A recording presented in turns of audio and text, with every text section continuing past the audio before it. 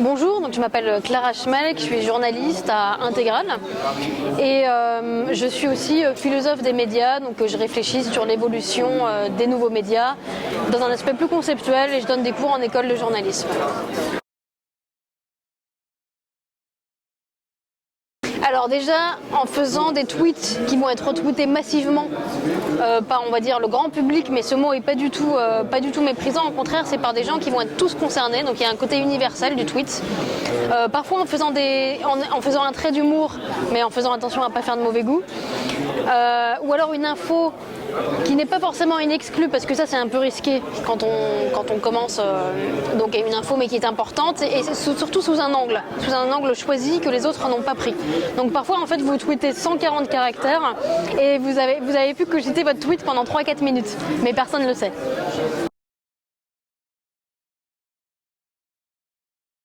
Oui. Alors grâce à mon compte Twitter, j'ai pu faire valoir vraiment ce que je faisais concrètement, indépendamment de mon profil, les appuis que j'aurais pu avoir.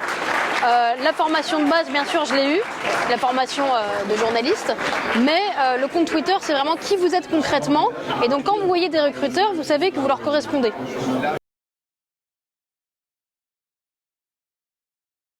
Alors c'est pareil en ce sens qu'il y a un effort d'éditorialisation qui est commun aux deux métiers, et Community Manager va se concentrer en fait sur les réseaux sociaux et va avoir presque un regard plus distant sur les articles produits par les journalistes, puisqu'il va s'agir de le retweeter sous différents angles.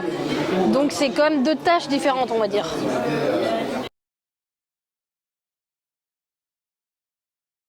Alors je sais qu'on dit toujours ça, moi c'est le Twitter, ça m'a plutôt appris tous les aspects du réel que j'ignorais totalement. Parce que c'est pas parce qu'on est dans le réel qu'on est plus réaliste d'ailleurs. On peut être dans le réel et enfermé, même quand on est à un certain niveau d'études, qu'on est assez cultivé, on est toujours enfermé dans une bulle. Et Twitter permet en fait d'étendre son réel. Et d'aller voir les gens, d'aller voir les choses, ça dépend de l'application qu'on en fait aussi.